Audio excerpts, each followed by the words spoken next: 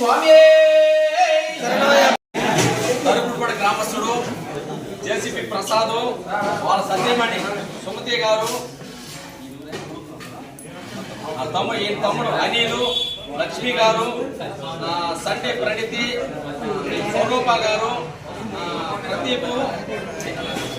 గారు డాక్టర్ వెంకటరమణ గారు వీళ్ళకి అయ్యప్ప స్వామి అష్టావిషయాలు కలిగించి మళ్ళా గత ఏడాది కూడా అయ్యప్ప స్వాములకి భిక్ష ఏర్పాటు చేయాలని కోరుకుంటూ స్వామి అన్నదాన ప్రభువే స్వామి